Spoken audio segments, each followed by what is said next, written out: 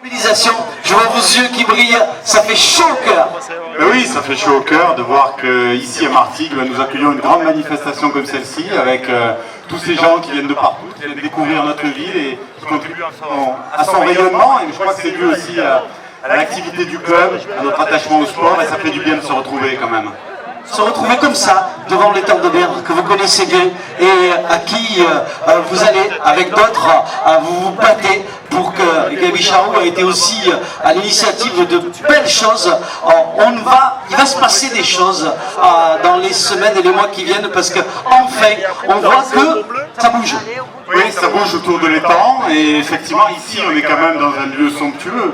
Et courir ici, autour des canaux, en traversant la ville, cette ville magnifique, au bord de l'étang, c'est un cadre qui mérite d'être respecté, d'être valorisé, d'être préservé. Voilà, on essaye de s'en occuper, il y a une dynamique qui est en train de se passer autour de l'étang, et je crois que c'est précieux et que c'est utile, donc on va pousser dans cette direction. Merci Pierre d'Aréville qui est intervenu donc après que monsieur le maire nous a dit tout le grand bonheur il avait de cette deuxième édition. On remercie bien sûr les groupes avec...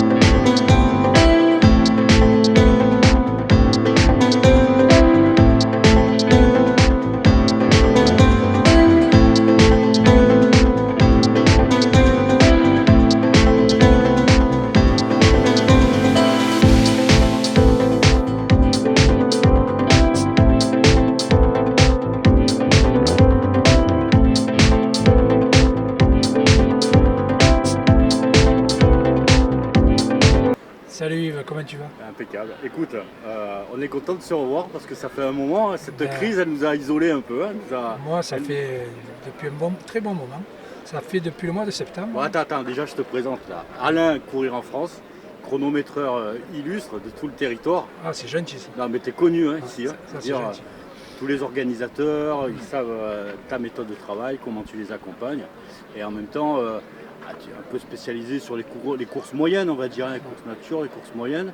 Mais vraiment, tu crées un lien avec tout ce tissu associatif qui compose notre ligue. Et donc, je suis content de te voir. Donc, je vais te laisser la parole. À chaque fois, on me dit, tu parles trop. Donc, je te laisse la parole. Dis-moi la période.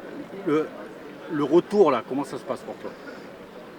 Retour, là. Moi, le retour, ça se passe, j'espère que ça va bien se passer. Parce que ça fait quand même plus de 8 mois que j'avais plus de course. À cause de cette pandémie. Bon, là, c'est la reprise. Bon, on va tabler sur 500 coureurs à peu près aujourd'hui. J'espère que tout se passera bien, mais il n'y a aucune raison. On appréhende toujours un petit peu, vu que bon, y a les automatismes qui se sont un peu perdus. Mais je pense que je vais vite les retrouver. Enfin, je l'espère. C'est vrai que sur les courses, on a fait Puricard il n'y a pas longtemps, je crois qu'il y a eu Lançon. On retrouve un peu ce qu'on connaissait, qui recompose un peu les départs et les engagements. Mais il y a des nouvelles contraintes qui vont arriver. Comment tu vas t'adapter, notamment au pass sanitaire? Le pass sanitaire, j'ai pas trop réfléchi encore, parce qu'on ne sait pas encore où on va, il n'y a pas de décret qui est sorti. Je ne sais pas comment ça va être géré, si c'est nous les chronométreurs qui allons le gérer, si c'est les organisateurs, ça va être compliqué, quoi. Je pense que ça va être encore un gros problème pour les organisateurs et pour nous les chronométreurs, hein, parce que bon, déjà se charger de tous les certificats médicaux, c'est compliqué à gérer.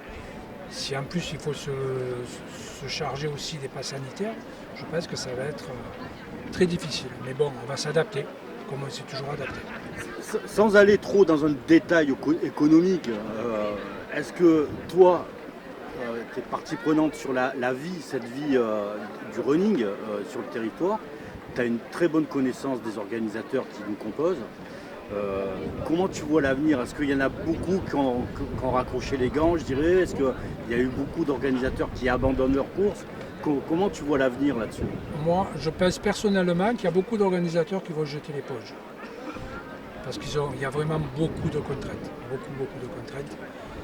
J'espère que non, parce que ça voudrait dire qu'on aura beaucoup moins de travail, nous les chronométreurs, mais je pense qu'il y a des organisations qui risquent de pas continuer. Il y a beaucoup de contraintes, beaucoup. C'est très compliqué.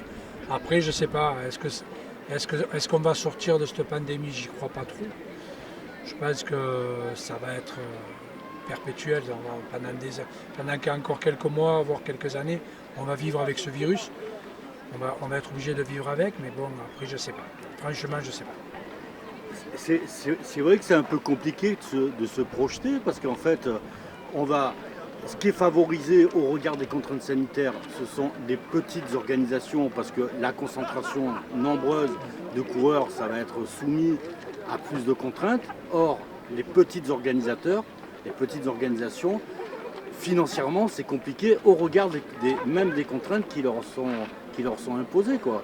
Donc le juste milieu, ça va être difficile de trouver. C'est ça qui m'inquiète, parce que comme je dis, tout ce qui est petit toutes les petites et même les grosses, parce que gérer un pass sanitaire pour 2000 personnes, ou 3000 personnes, j'imagine Marseille-Cassis, comment ils vont faire au mois d'octobre pour gérer un pass sanitaire de 20 000 personnes?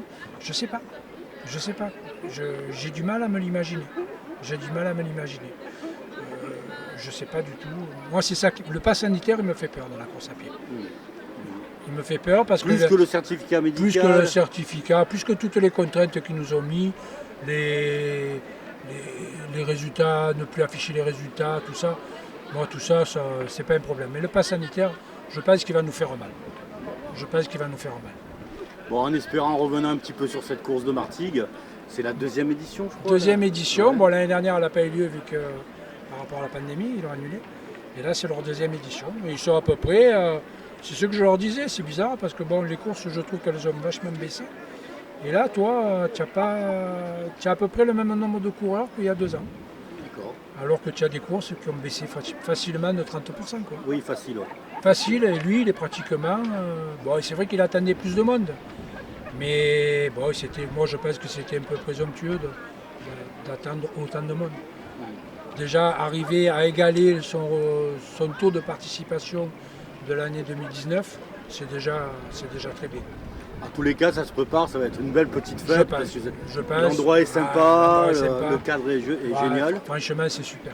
Et c'est un 10 km plat qui a été mesuré officiellement. On salue Patrick Avilès, notre juge arbitre. Ah ouais, d'accord. En même temps. Et c'est une course qui rentre dans le challenge de la Ligue et l'année prochaine qui aura vocation à se faire labelliser. Sûrement. Voilà, tout à fait. C'est dans le but d'une demande de label que le mesurage officiel a été effectué. Bon, allez, je te retiens pas plus. Je sais que tu as du boulot avant la course. Voilà, merci Yves. À bientôt, ciao. À très vite. Ciao.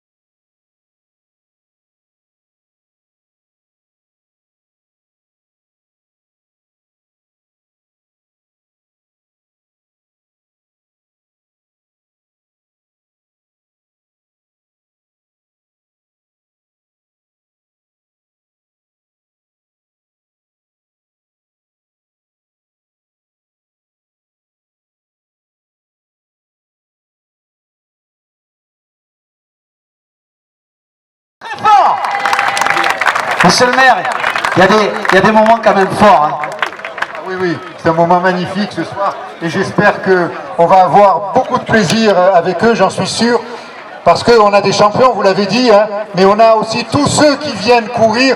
Félicitations, bravo d'agiter votre passion et de vivre ce soir. Voilà, merci.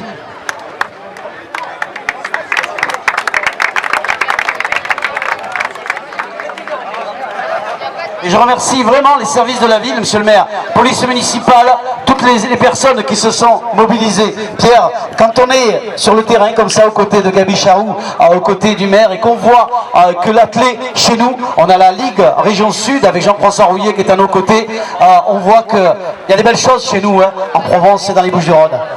Oui, je crois que on est ici une ville, en tout cas une ville de sport, avec beaucoup d'activités sportives, mais avec un club d'athlétisme dont on est très très fier et qui se mobilise pour essayer d'organiser de beaux événements comme ça, d'accueillir chez lui, et ça c'est formidable, et c'est d'autant plus formidable qu'on a manqué de tout ça depuis des mois maintenant, et que l'an dernier on aurait bien aimé que ça se fasse et ça s'est pas fait.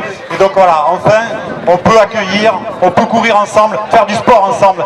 Le sport c'est pas qu'une affaire chacun chez soi, c'est ensemble qu'on peut aussi se sublimer, ça c'est formidable. Merci Pierre Daréville, député, et monsieur le maire, merci. On sait que la ville de Martigues, elle accompagne le sport et l'athlétisme, vous l'avez dans votre cœur. Ça, c'est une bonne chose. Le public, attention, nous sommes, je surveille la montre parce qu'on doit être conforme.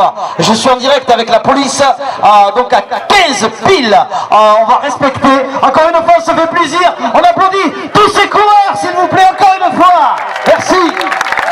Bonne course les filles, bonne course les garçons. Alors attention le public, ça va être à vous. 10. Plus fort. 3, 2, 1, go. Le départ est donné par Gaby Charroux, maire de Martigues. On les applaudit s'il vous plaît. Il y a un record ce soir. Je crois que le chiffre d'il y a 2 ans a été battu. Je vais demander à courir en France. Je crois qu'on a battu. Ah oui, non, il n'y a aucun problème. On a battu le chiffre. Levez les bras les gars, les filles, merci. À tout à l'heure.